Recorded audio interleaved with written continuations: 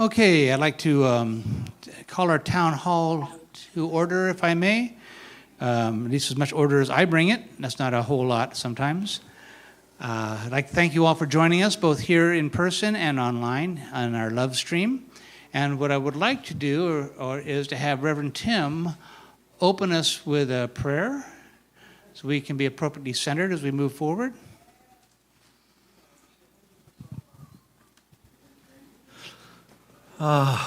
Thank you for joining us. We breathe into this moment. We know that where we are, God is. And we know that everything that happens here in this spiritual center is the presence of God.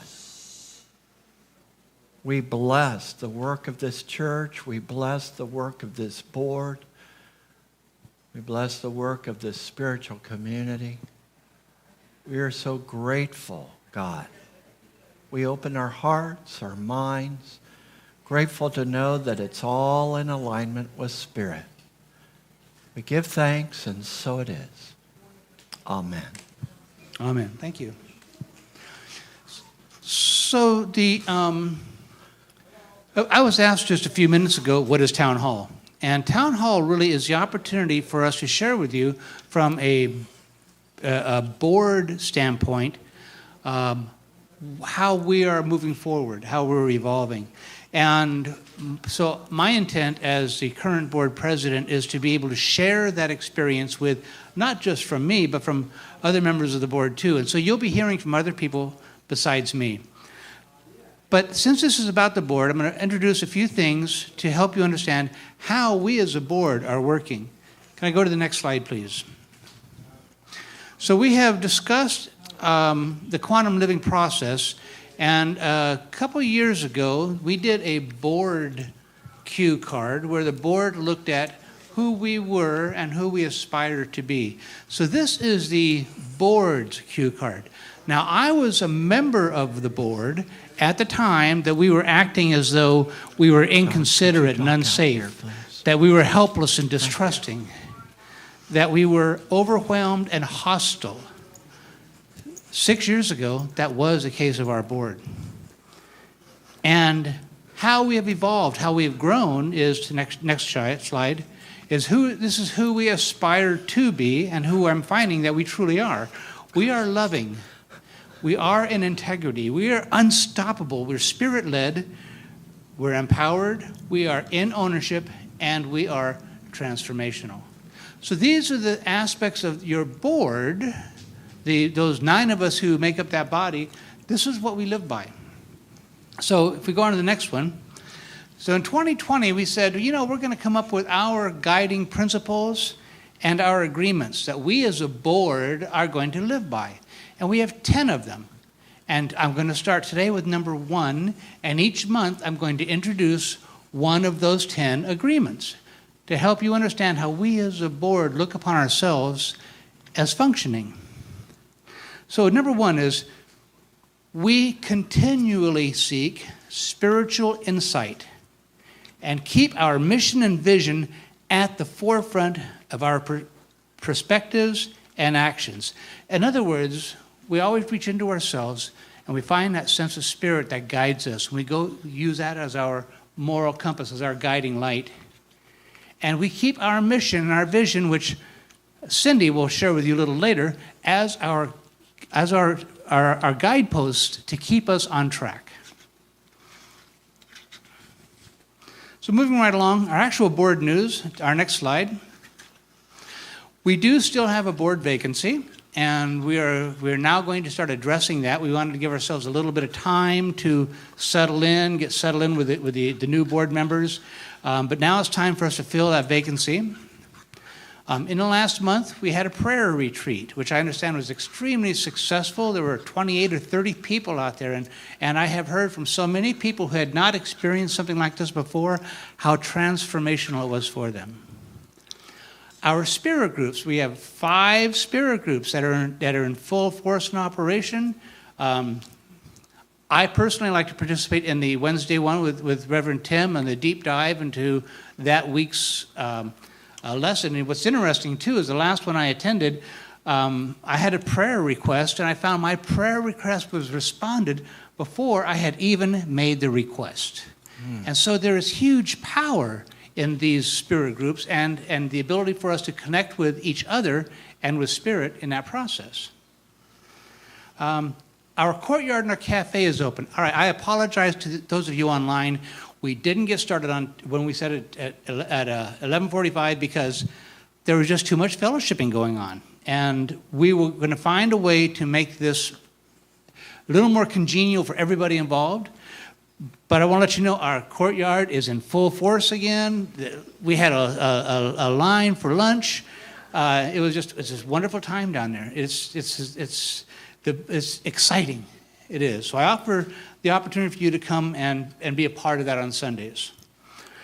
Our ongoing Unity School renovation. If you haven't been in the parking lot recently, look at the back of the education building and you'll see it does not look at all like it used to. It's totally renovated. And the renovations continue, and then we as a ministry are going to we have the opportunity of looking at how we want to better utilize our facilities throughout the campus. So that'll be projects that we'll be talking about with you later. And finally, what I want to talk about is Reverend Denise Sherlink. Reverend Denise was with us for 3 years. It seems like she was with us in heart for forever. And she has done 4 years? Okay. And she has done wonderful work with us. You may not be aware, but she has continued to be under contract with us. And she has been with us to do leadership training for our board and our leadership team. And she's also continued to oversee our nonviolent communication, compassionate communication classes, and has done a wonderful job of shepherding us through that process. She will continue with us in those roles through the end of July. And we feel it's time now for us to spread our wings and become who we are moving forward with the foundation of what she has given us. NVC and Compassion Communication is going to continue on with the power of the people and some additional resources that we have to help us move forward. Our leadership training is going to continue on because we find both of these things are foundations to who we are. We haven't figured out the details yet. We may continue to use Reverend Denise on occasion. We may do it internally. We're still working through the details, but I don't want it to be a surprise if you hear that Reverend Denise is moving back away from us a little bit, okay? That's where things are at.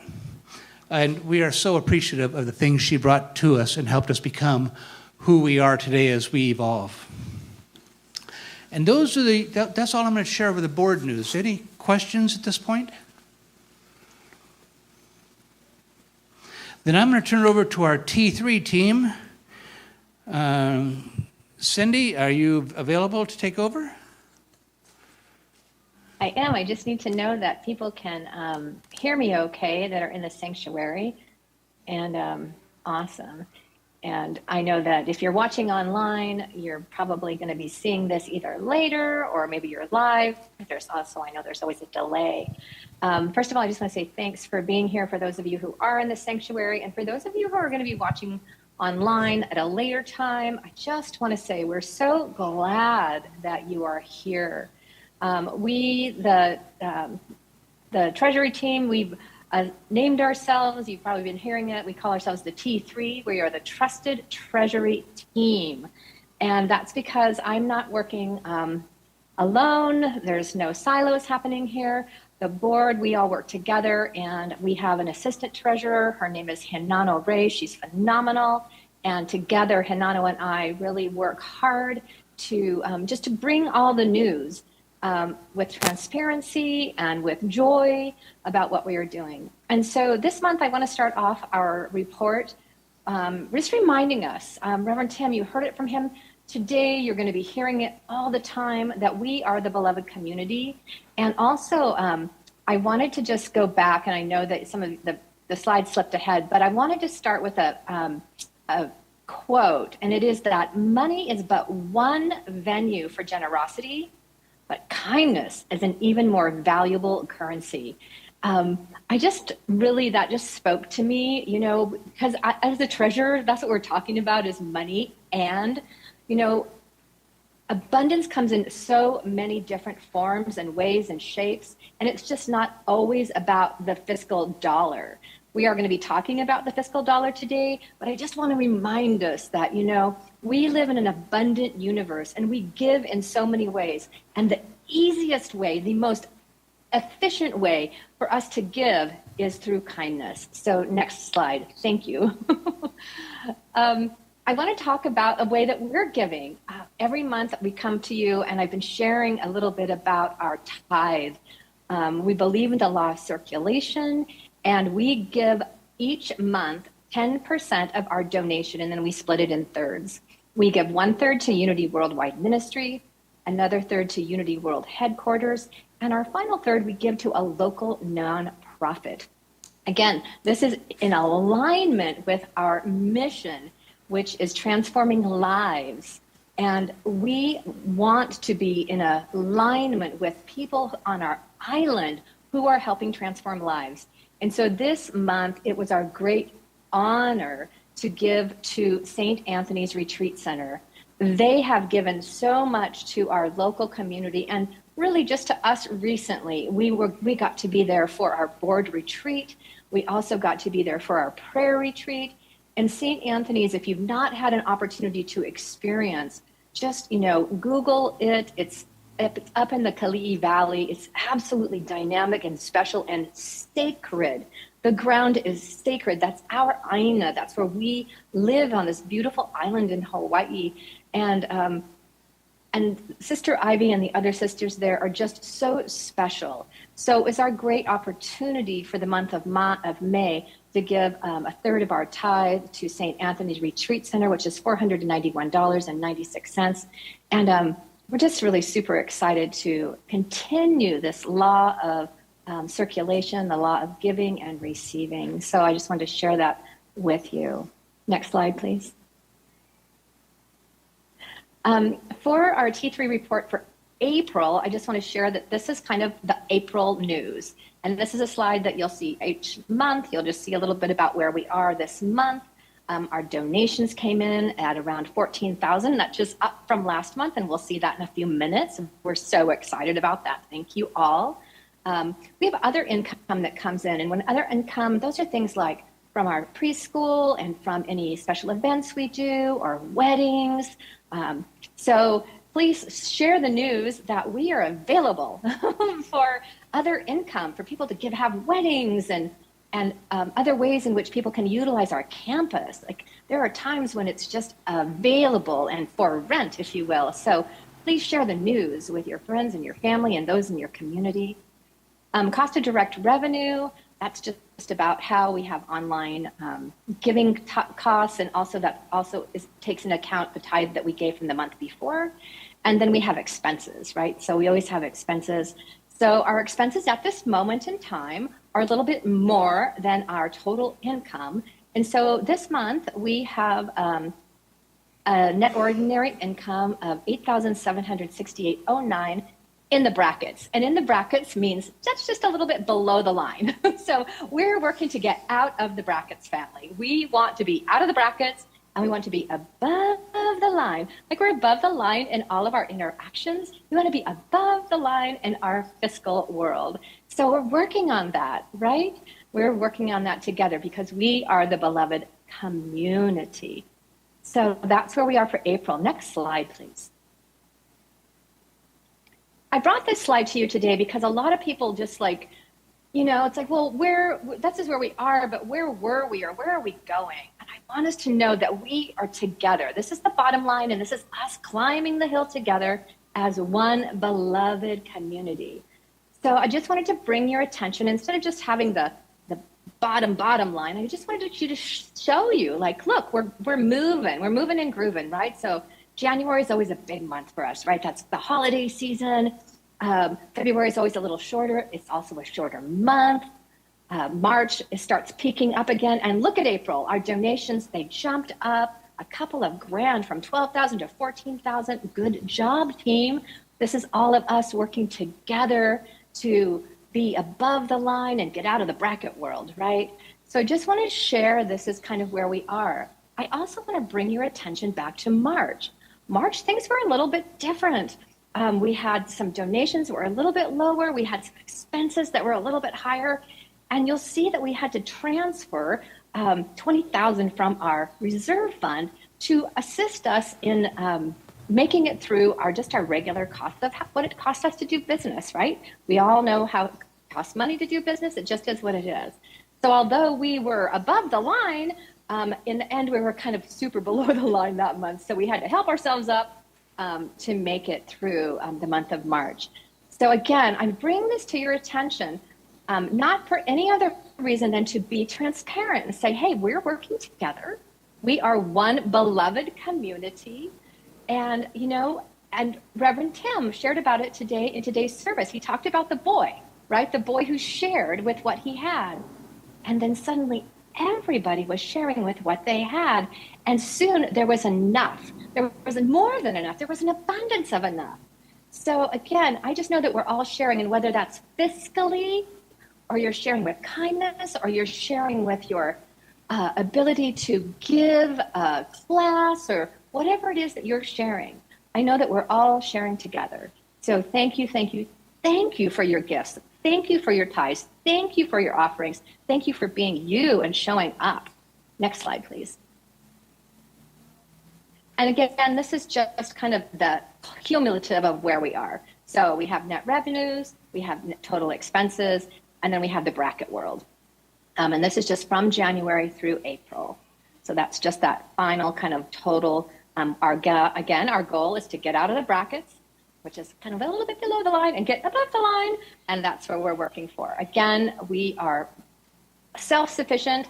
We know that God is our source, and sometimes we are given the gift and the opportunity to remember to give of in whatever ways we can. So whatever that looks like for you.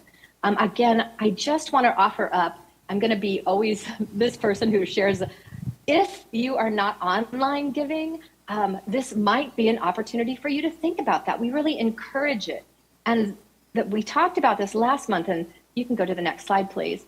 We talked about this last month, but when we are giving online, it helps us, your board and your T3, it helps us to discern where we are and how much is in our gas tank, if you will. Like we know how much is in our gas tank because people are giving regularly online. And so we know when we have to drive a certain distance that our gas tank is full.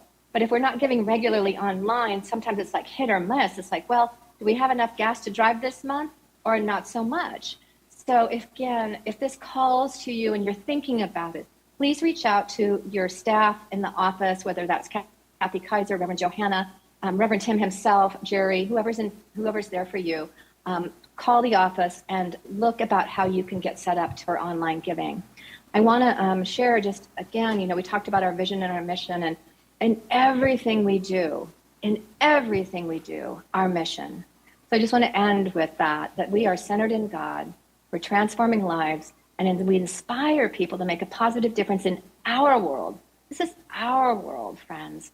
And we elevate global consciousness through that realizations of oneness, that we are the ones we've been waiting for. And so I'm just grateful for each and every one of you.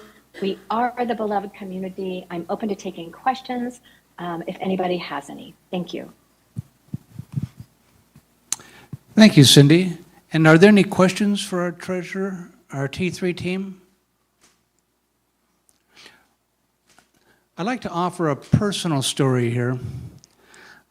We have a board member, Jan Fitzgerald. I don't think she would bemoan me telling the story, but she gave as she gave for many years. She's been a member of this church for 40 years. And what she expressed to me was that as soon as she started regular tithing, her finances turned around and she no longer had to question how much money she had in the bank. Everything just seemed to work out, and she found her abundance grew.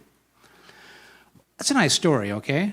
But the story that makes a difference to me is my story. And I can tell you my story. I always like to write a check for giving because it made me feel like I was giving, which tells me that's really operating, in my opinion, that's just Jerry's opinion, I'm operating out of a poverty consciousness because I want to prove to myself that I can give rather than having it being a part of who I am inherently. Once I started with planned giving, or in this case, I give monthly automatically, all of a sudden, I don't have any economic challenges. Now, I can't figure out how that works out, okay? Just like I can't figure out how God works. I just know the result. I know the result for me is I can still write a check when something special touches me, but because I'm always giving to God, it's as though I am always in that circulation. And so I can't outgive God. And so I am blessed continuously. I will express also that I am more at peace and more serene in my life than I've ever been before. Is there a correlation? I don't know, but I'm not going to question it. I'm just going to accept it and let it be. That's my personal story regarding that. Next. Okay, here's the easy one. Questions or answers. If you have any thoughts or answers, I'm happy to hear those too.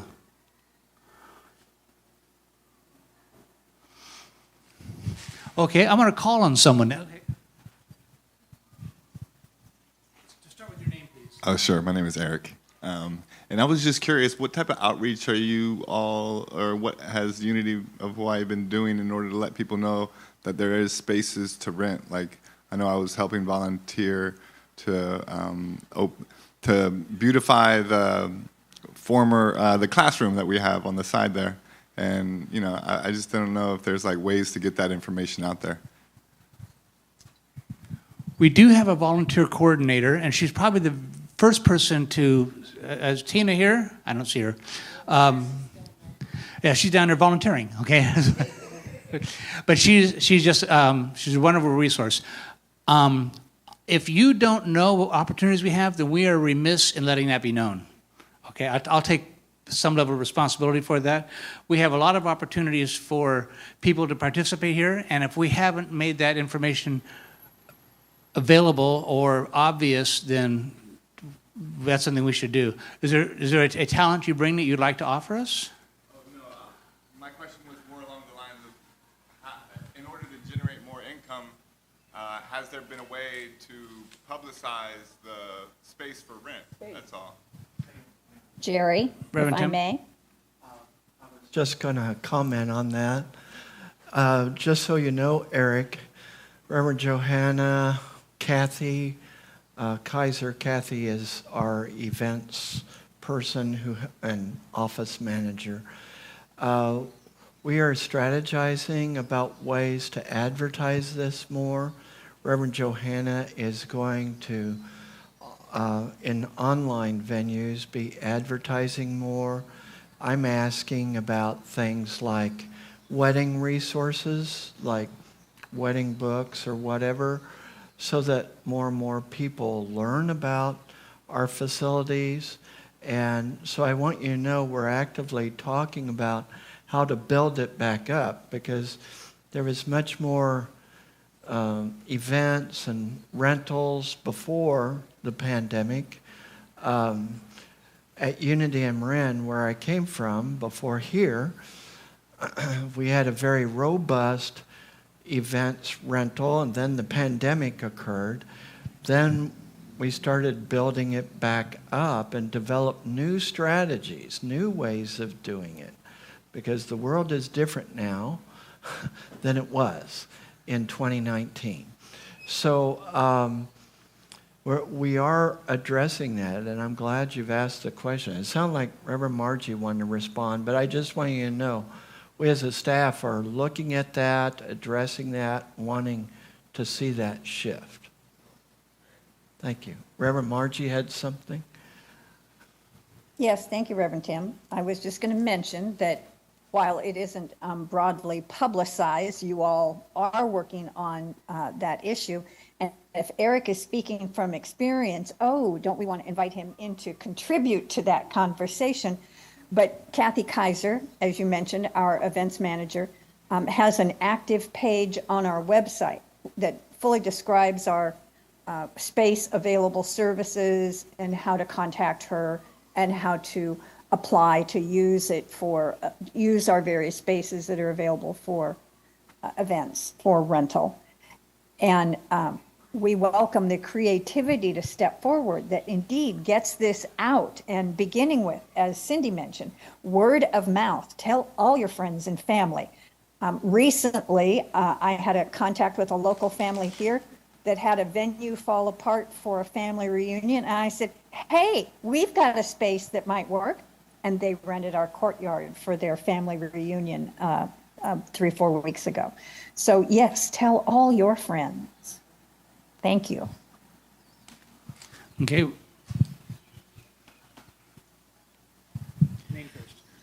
My name is Catherine Burton, and I'm speaking on behalf of the fundraising committee.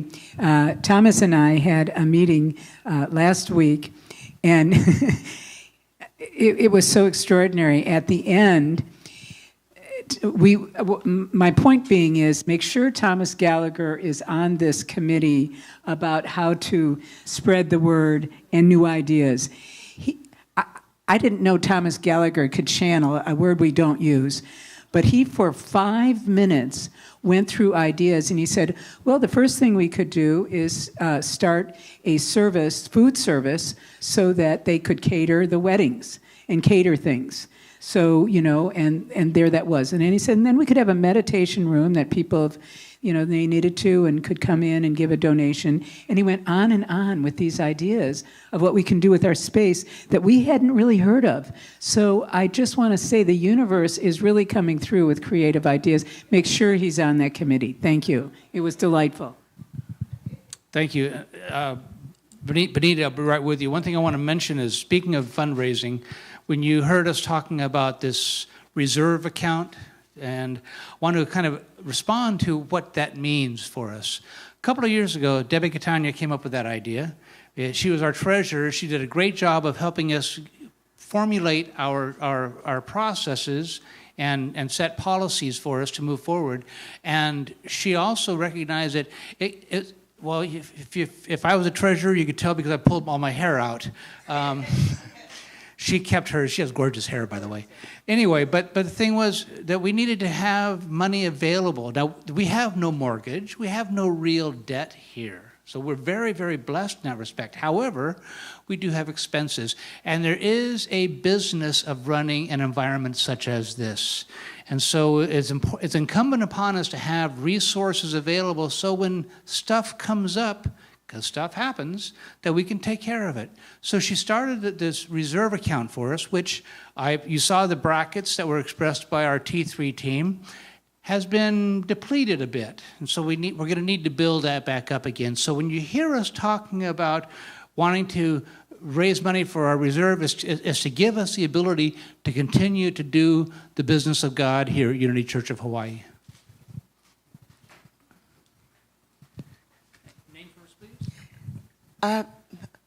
Bonita, this is Bonita, and I have been talking to a lot of different vendors around on the island, and we used to have vendors that come here, some type of event, and that's what I was thinking about, having that again, because I got a lot of gift cards, business cards, and a lot of vendors. They said, oh, yeah, Unity Church. I was wondering when they were going to have us coming back again. So that's another way of fundraising. Hopefully, it would be fundraising. Yeah. I just wanted to say something we haven't really announced yet, until now. And that is that I've been talking with Michael Powell, who painted this painting right here, and with Dan DeCastro, and they are artists, and there are others of us who are artists on island. And so we're looking at the first Sunday in August. In my memory, it's August 6th, but the first Sunday in August, following the Sunday morning service, having a art sale down here by Connection Central, so that people can eat, they can look at the art, they can buy art. We're looking for other artisans that you may know about. Maybe jewelry, painting, sculpture, other kinds of artisans. And so this would benefit the artists, and at least at this point, we're thinking 50% of sales would come to the church. It would be a fun way to connect, so it would be fun.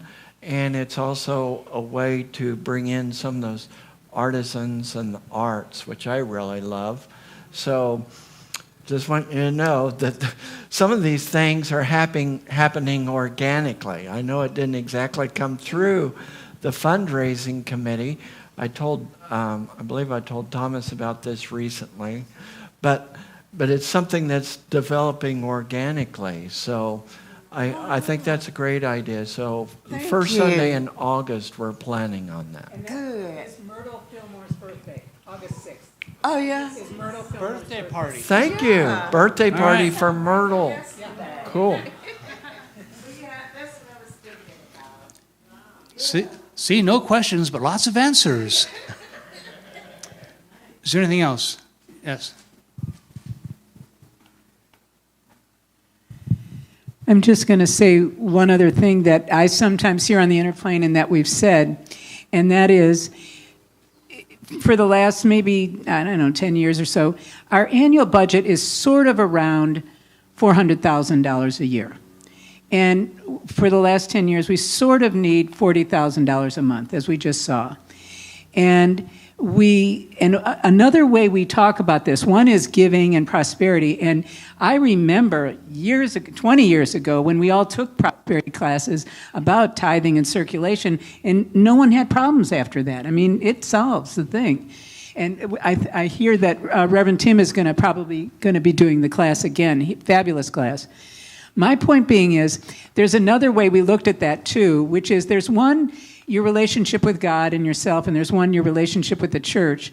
And that's the cooperative fair share, which ends up being about $40 a week. If this was your 24-hour spiritual fitness and you were taking weekly classes, it might be around, that much. Not to say that you have to people give more and less, but I'm just saying there it is. And sometimes I hear the point on the inner plane that, if we're not giving anything, yikes. So we want to make sure we're giving something to Unity in exchange for what we receive so that manifests good. Thank you. Thank you. Hey, this is Cindy. Yes. T3 here. Hey, Catherine, thank you for that. I love that. Your spiritual workout or whatever it is, we're always given to something, right? I just want to say that I've heard so many good ideas today, and I heard Eric talking, and I heard Juanita talking, and Catherine, and Reverend Tim, and that energy right there, that is the energy of flow. I want to just say that. That is the energy of flow. I did not hear any energy of blockage. I did not hear any energy of lack. I just heard this energy of flow, and it was beautiful. And that's where we're growing, and that's where we're moving, and that's how we're moving. That's who we are. And so I just wanted to say thank you and bless you all for that flow energy. And it's just phenomenal. And Eric, I don't know if you can hear me, but I'm imagining already like this beautiful poem coming through you about flow and Unity Church of Hawaii and all we've got going on here. And I'm just imagining you on stage, just sharing it. And all of a sudden people are knocking down our doorsteps to find out who we are. So that's an invitation. I'm just putting it out there. So anyway, thank you so much. I just wanted to say bless you all. And I miss you in person, but it's a beautiful day here in Anchorage, Alaska. It is, however, not a balmy 80 or 70 or anything. It is a chilly 50, straight up 50 degrees. And I'm wearing a sweatshirt and tights and a blanket, and I have my heater on. Love you all. Okay, thank you. Anything else we'd like to bring up today? Yes. And your name first, please. Hi, my name is Pam Brown. This is my lovely husband, Wayne Potter, and we are visitors. And so we always come here when we come to the islands, and we love this church. It's fabulous. There's no doubt about it. We love Reverend Tim. We love everything you do.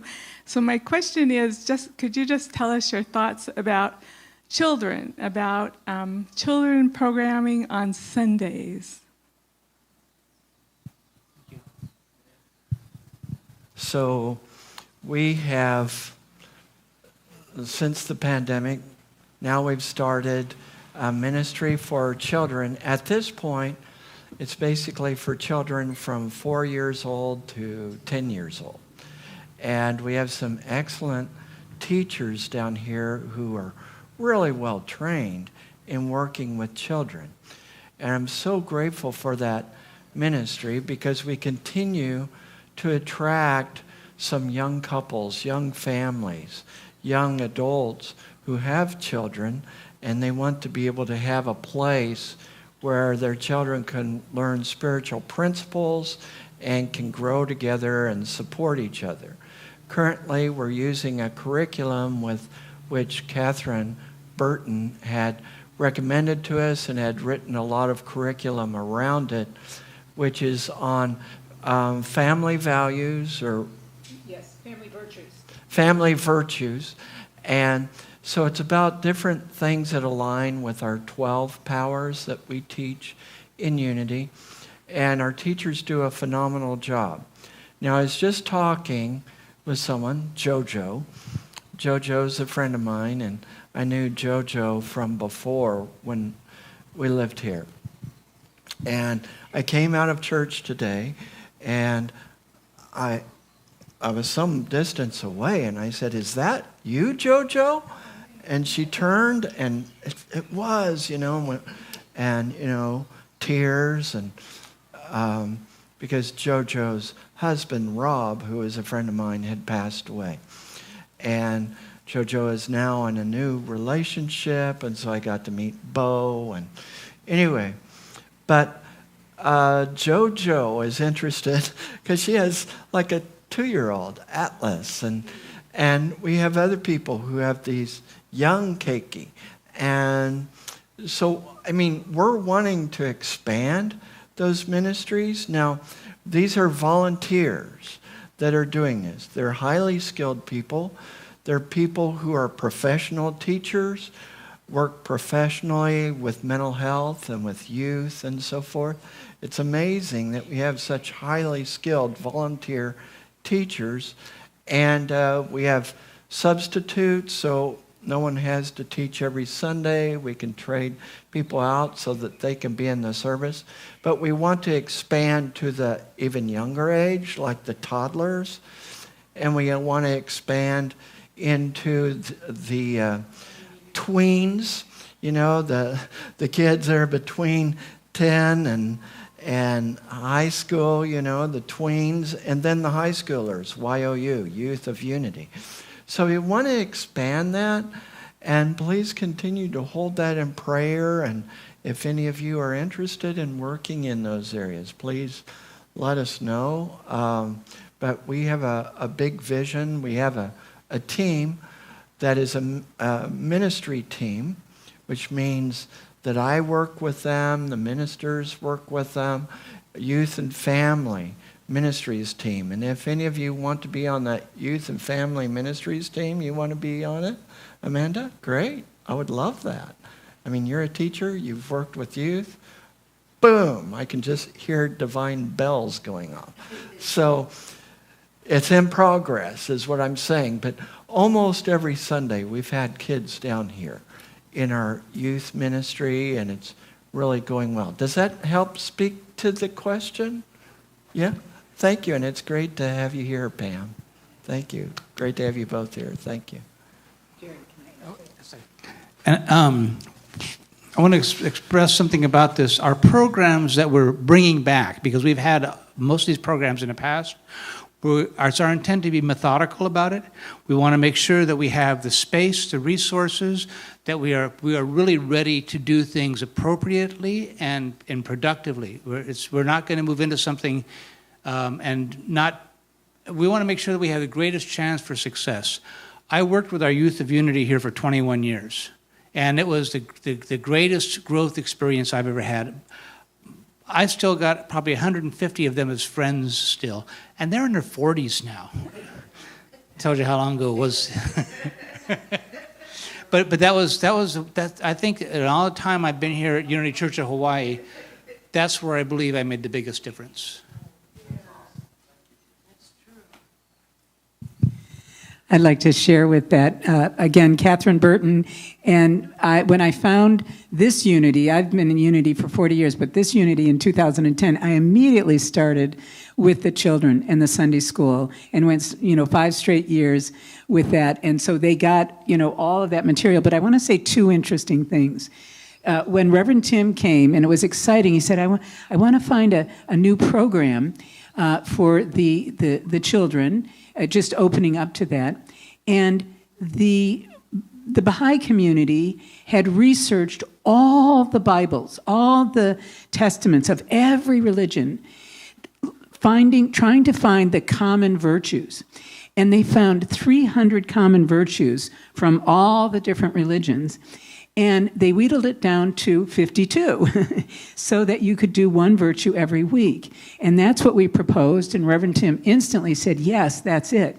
And then we went further and took the 12 powers, and it was very simple to do. And then for 4 weeks on each power, one of those virtues, 4 of those virtues would go. So that was and that's still there. I got to watch one of their Sunday meetings with the children, and that's one of the things they did. The other thing I want to say, and if you can imagine this, I should stand up and say this, but the preschool, I'm actually guided to stand up and say this. The preschool, which is right over here, that is remodeling, every Thursday morning, from 9 to 9:30, 98 little children, 2, 3, 4, 5-year-olds, would come and sit in these first 2 rows, hip to hip. It was the cutest thing. And so we would have these 9, and we were doing, the church service, and we'd had them singing and making affirmations, and then we always did a skit with a virtue each week so that they could see and they would, kind of participate. So I just want to give you a feel for what the kids hear, and I know that that's going to possibly happen down the road, but in some way. But it's very much a part of what this church is about. Thank you. Yeah. Thank you. Thank you. Okay. No questions on YouTube, then I would say we are complete. Is there anyone who doesn't feel complete for today's get-together? Yes, please. Introduce yourself, please. Hi, everyone. My name is Amanda. This question is more just because I don't know about Unity that much yet, and that is that does every Unity church have its own school? Or is that something that could be shared? Okay, so thank you, Amanda. And it's so good to have you a part of this spiritual community. And no, not every church has its own school. Most of them do not. So this was something that was envisioned here 45 years ago, 43 years ago. And the church helped to sponsor. They were told, we need $100,000 to start this school. And boom, $100,000. If you can imagine 43 years ago, like that, $100,000 coming together. And that's how this church got started. And so it's an incredibly successful school. It is considered, and I continue to hear these reports, is considered to be one of the best preschools on the island of Oahu. And it has such a high reputation with a number of schools that when parents are wanting to get their kids into really good schools here on an island like Punahou or others, they look for kids from our preschool. And we see these people come back who are young adults, have their own kids, and they're bringing their kids to this school because it has such a high reputation. Unity in Marin, where I was at, was wanting to start a preschool. And so this is just before I went there. And so they called me and they're like, do you think that we can talk to the director or someone from the school? So Unity in Marin, which is north of San Francisco, called, talked to Sergio, and we developed there a preschool, which has now become a very, very successful school in Marin County at Unity in Marin. So there are ways that it can spread if you have the right people and there is support and information that people can give. And part of the beauty of it, this particular school incorporates a lot of Montessori principles and other principles as well. It's about helping kids to understand who they are, understand how to say no to something, how to say yes to something, how to act in appropriate ways with one another to create ohana. Now, Catherine, you said the first 2 rows. They would be 98 kids. It's more rows than the first 2 rows. And I can still see them sitting in the aisle and sitting in these rows. And we would do these skits, and they'd just be glued to us. You know, we had a team, and every week we would meet, and they'd say, well, Reverend Tim, we need you to give like a 5-minute lesson or something. And I said, you want me to give a lesson to people who are 18 months to 5 years old? Really? But I would give this lesson, and these kids would just be glued to me. And it was astounding. And I remember giving this one particular lesson, comes from a book called Hope for the Flowers, about a caterpillar's journey and going up into a branch and building this thing and being inside this thing. And I said to the group, I said, and remember, there's like 98 kids of 18 months to 5 years old. I said, what do you think that thing is called that the caterpillar went into? And I thought maybe some of them would say cocoon or something. The whole group in unison shouted out, chrysalis. Yes, that's right. We have amazing teachers. And so to answer your question, no, not every Unity church has a school. We're very fortunate to have one of the very best and to be able to share with others how to do that. And if you're interested in more, we can certainly talk more. I want to make one statement, then I'll hand it. I want to reinforce something that Reverend Tim just said. This is our Unity School is considered to be the best feeder school, if you will. Out of the 98 children who are currently graduating, only 2 did not get into the school they chose. And those parents chose to put them into public school. So there is an opportunity here, and I'll express too, it's not a parochial school. We don't teach unity principles per se. They teach universal truths that are in conformance with and work with us. But that's part of the appeal, is that parents can bring their children here and not feel that they're going to have a doctrine impressed upon them. And they really appreciate that. And we respect that too. My name is Bev Smith, and I want to acknowledge you and your impact on the YOU. You made a huge difference in the lives, my grandson too. You won't believe how wonderful, in the end. Yeah. Thank you. Really. Thank you. Just one sentence on the other story that you hear from the kids, and they go get into these feeder schools, and they go, and my best friend was my friend from 2 years old at the Unity Preschool, and they became best friends for life from there. So I think that's neat too.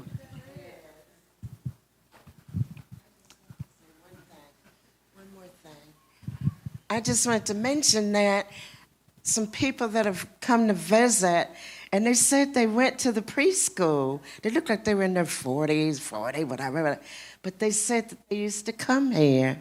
When I first started volunteering here and I came back home in 2009, there were children volunteering. They were ushering. I remember that, and I'm looking forward to it again. Us too.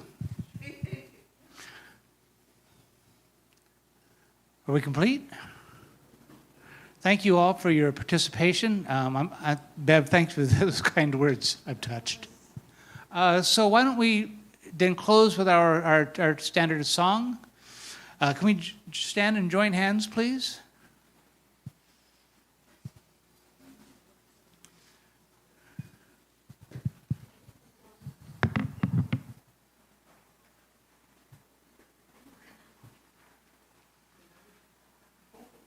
Okay, for those of you who missed Tina, there she is. Yeah, there's Tina. Good start.